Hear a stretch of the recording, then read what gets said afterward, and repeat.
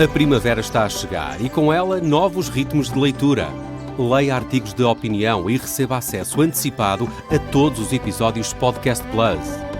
Acompanhe a atualidade ao minuto. Assine hoje o Observador com até 58% de desconto e habilite-se a ganhar uma tote bag e um voucher da Livraria Almedina. Tudo em observador.pt.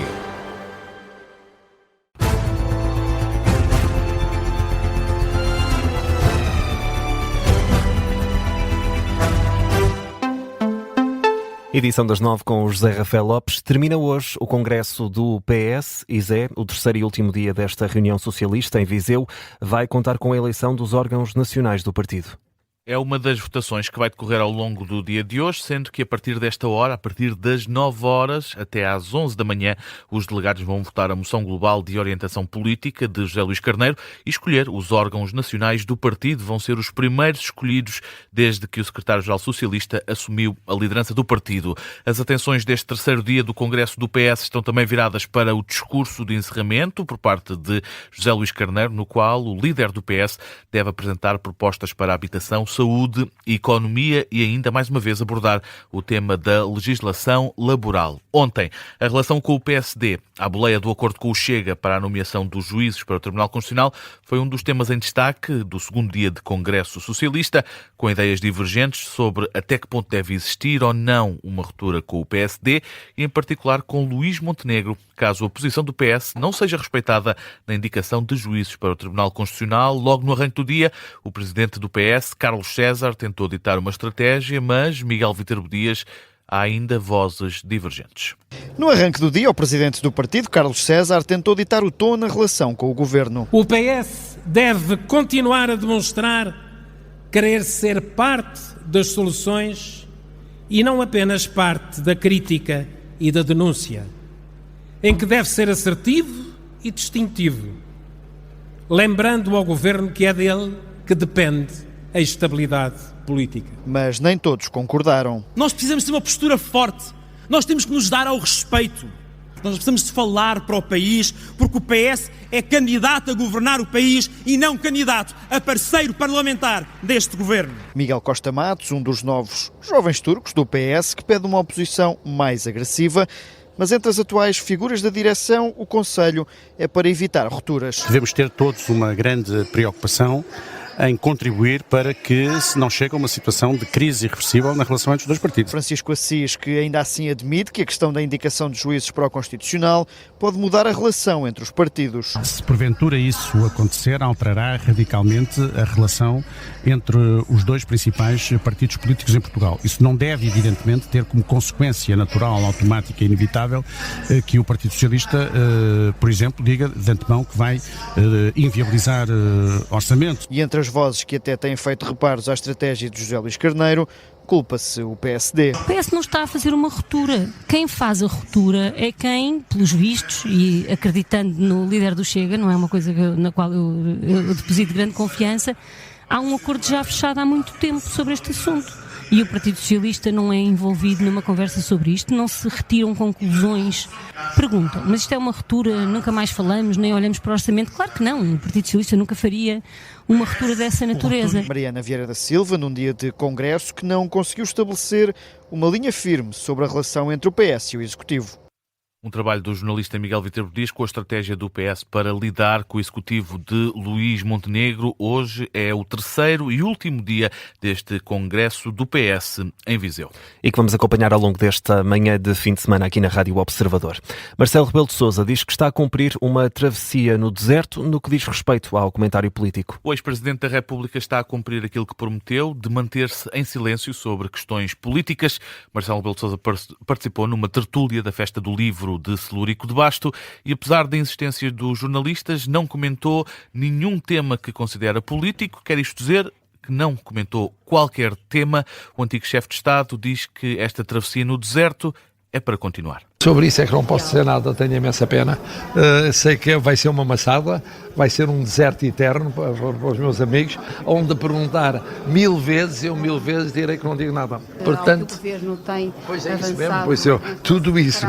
Esta crise energética. Mas isso, tudo isso são questões políticas sobre as quais eu não me vou pronunciar. Sr. Professor, e então do ponto de vista de direito e de constitucionalismo, o professor é um perito Sim, nessa área? também não, porque isso é uma questão política. E acerca da atualidade internacional e da guerra do Irão?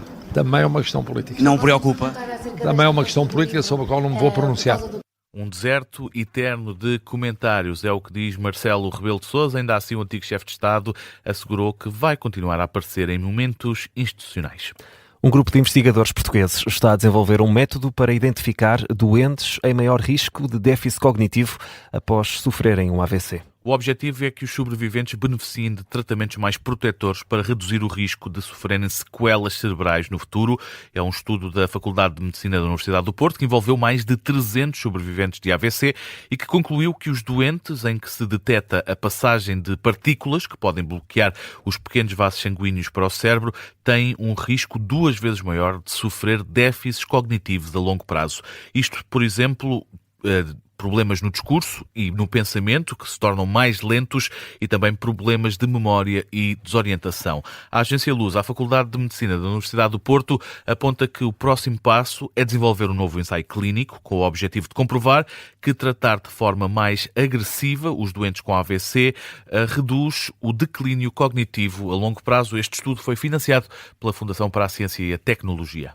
E é já na próxima terça-feira que se celebra o Dia Nacional do AVC, a doença que mais mata em Portugal.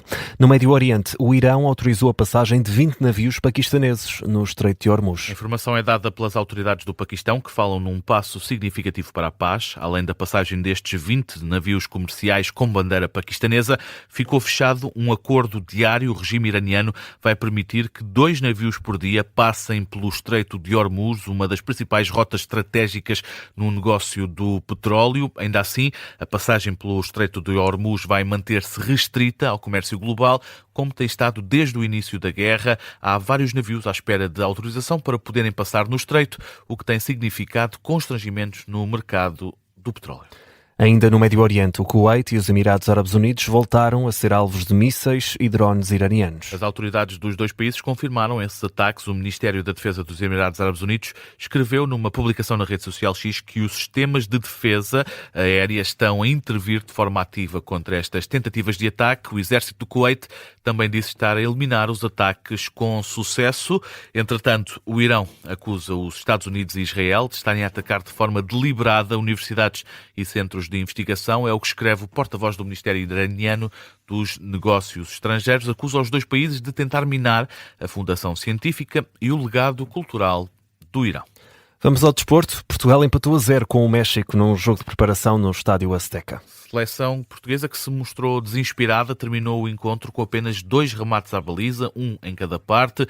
Roberto Martínez apostou em algumas surpresas, fez muitas alterações ao intervalo, 9 no total. Ainda assim, Portugal não conseguiu quebrar o enguiço, manteve-se o 0-0 e, apesar do resultado de 100 golos frente ao México, Roberto Martínez admite ter motivos para estar satisfeito. Tivemos 5 dias para preparar o jogo, conceitos muito específicos, muito claros, e fiquei muito satisfeito com a intenção de executar isso, e a ideia de jogo foi muito clara. Depois, individualmente, não é fácil chegar a jogar na altitude, em março. Há muitos aspectos individualmente que nós podemos avaliar, mas não era o estágio de avaliar jogadores num contexto individual, é avaliar os jogadores no contexto de grupo.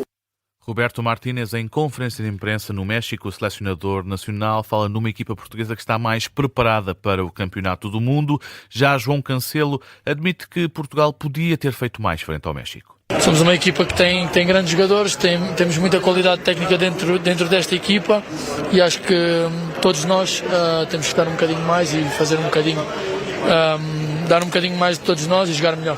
João Cancelo, depois desse empate a 0 entre Portugal e o México, jogo de preparação para o Campeonato do Mundo, a Seleção Nacional vai prosseguir o estágio de preparação para o Mundial.